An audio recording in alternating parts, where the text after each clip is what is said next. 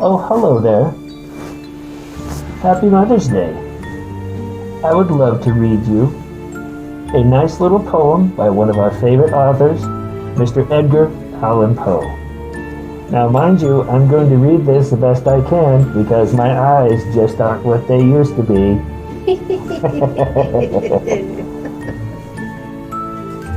This poem is entitled To My Mother by Edgar Allan Poe, circa 1849. Because I feel that, in the heavens above, the angels whispering to one another, can find among their burning terms of love none so devotional as that of mother. Therefore, by that dear name I long have called you, you who are more than mother unto me, and fill my heart of hearts where death installed you, in setting my Virginia's spirit free. My mother, my own mother, who died early, was but the mother of myself, but you are mother to the one I loved so dearly, and thus are dearer than the mother I knew. By that infinity with which my wife was dearer to my soul than its soul life.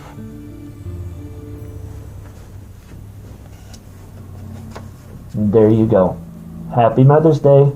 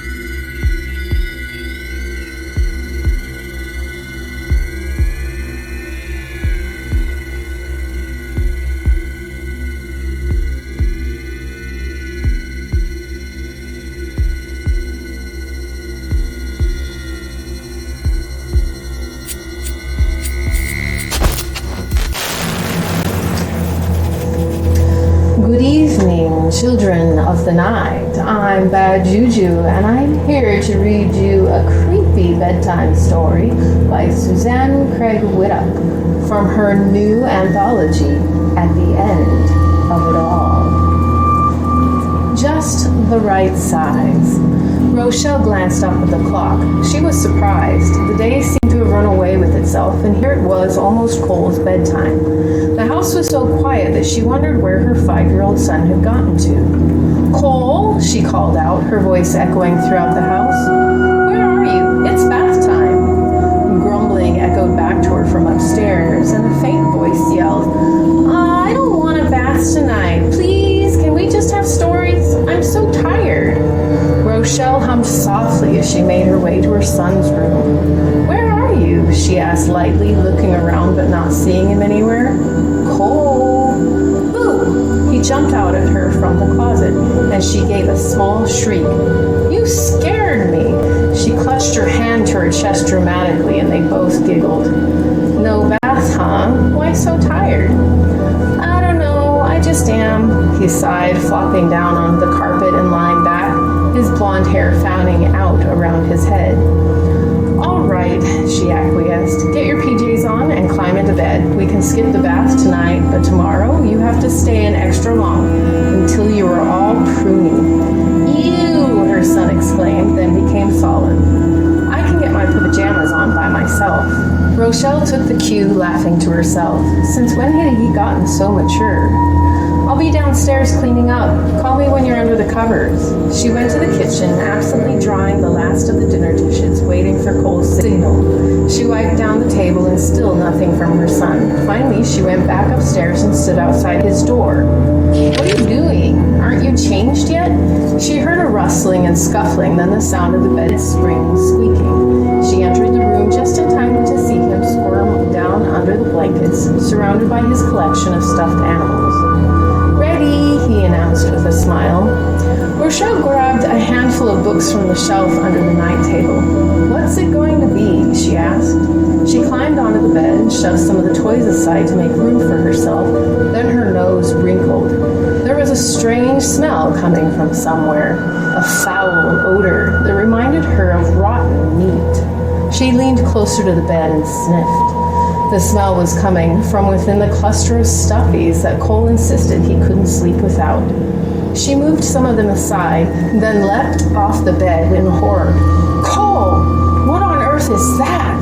She pointed to a tiny creature hidden among the teddy bears, pink pigs, kitties, and other assorted animals. Is that... That's Timmy, Cole said mildly, reaching out to gently stroke the mouse's head. Then he yawned. Can we read Mike and the Magic Dump Truck? No, we can't. We can't read Mike and the Magic Dump Truck. Why is there a dead mouse in your bed? Cole's brow furrowed. He's my friend. Why can't we read... Rochelle was stunned. But Cole, you can't keep him in your bed. Why not? Because he's dead. So, everyone else is dead too, he gestured at the rest of the stuffed figures surrounding his pillow. Rochelle struggled to make sense of what was happening. But Cole, the rest of your friends were never alive in the first place. Cole looked confused. Weren't they? No, honey, they're just toys, remember? We bought them at the store. Your new friend, Timmy, he didn't come from a store. Where did you get him? I don't know, he answered, refusing to meet her stare. He was just here. Can we have stories now? I'm tired. For the first time, Rochelle saw a look on her son's face that she didn't recognize, and she knew he was lying. But she wasn't sure what to do. The only thing she was certain about was that the dead mouse had to go. She picked it up gingerly by its tail and went to leave the room. Cole shrieked, "Mommy, no!" And she looked back.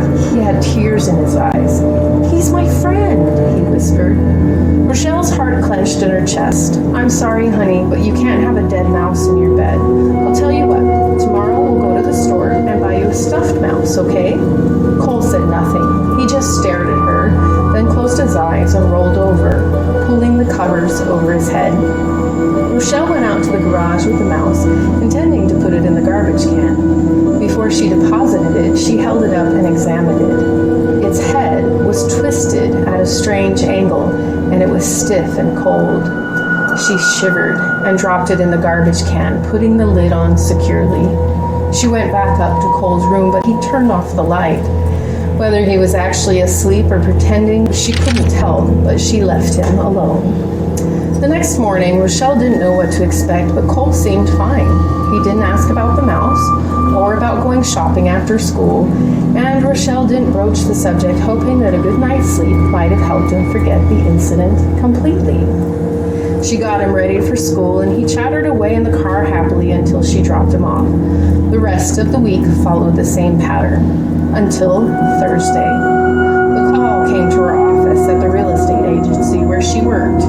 It was Cole's kindergarten teacher. She answered the phone in a panic, fearing the worst, that he'd fallen on the playground or hurt himself somehow, but the teacher, Miss Kennedy, reassured her immediately that Cole was all right.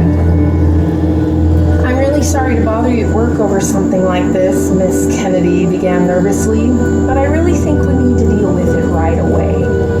"What do we need to deal with? What happened?" Rochelle could tell from the teacher's voice that she was trying hard not to reveal how upset she was, but she couldn't imagine what Cole might have done to prompt such a reaction. "Well, it's just that I was out on the playground at recess break, and Cole had a bit of a crowd around him. He was showing the other children a dead mole." Rochelle's heart sank as she remembered Timmy. "A mole?" she repeated faintly. "Where did he get it from?" "I don't know," Miss Kennedy said. "I overheard him telling the other children that it was called Andy and that it was his friend. He had a small gift box, and when he saw me watching, he put it back in the box and tried to hide it, but I made him show me. He was quite upset when I took it away, but I think you'll agree that—" "Yes," Rochelle interrupted. "It was the right thing to do. I'll speak to him when he comes home.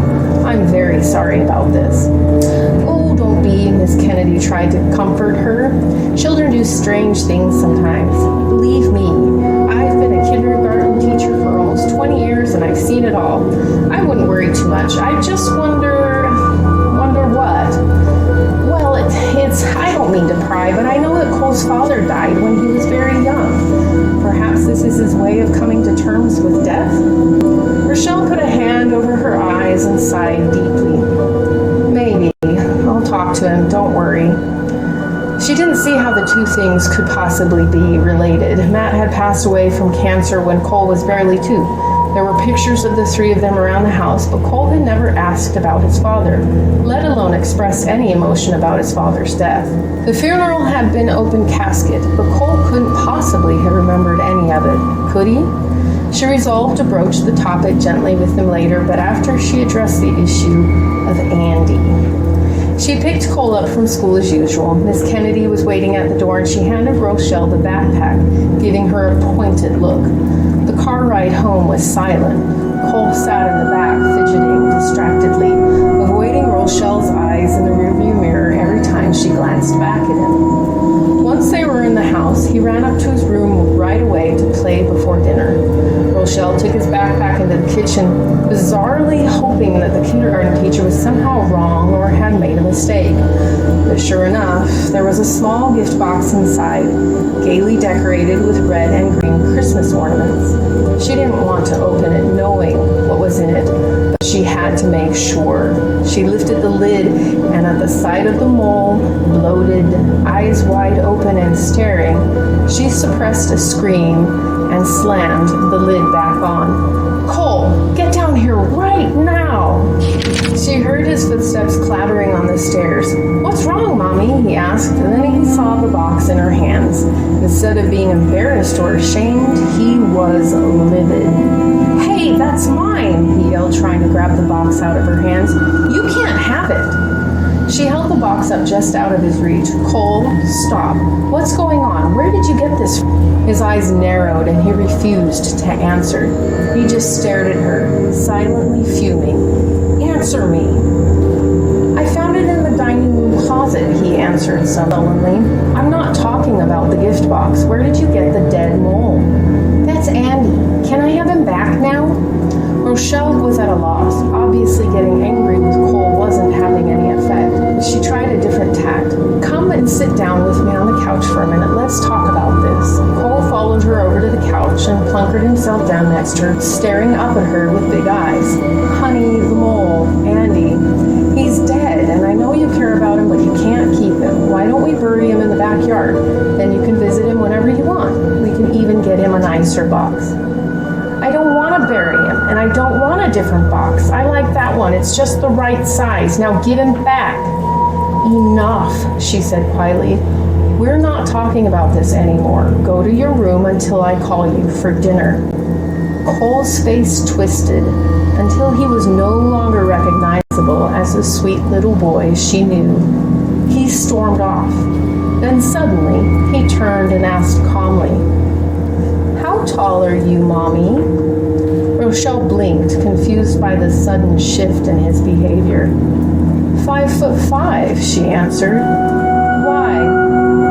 "That's really tall," Cole answered with a strange smile. "It'll be hard to find a box that's just the right size."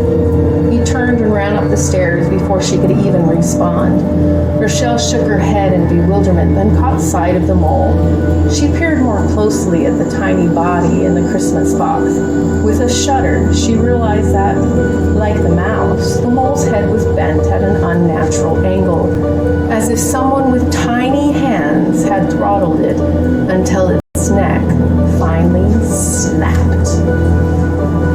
And that was Just the Right Size by Suzanne Craig-Whytock in her new book, At the End of It All.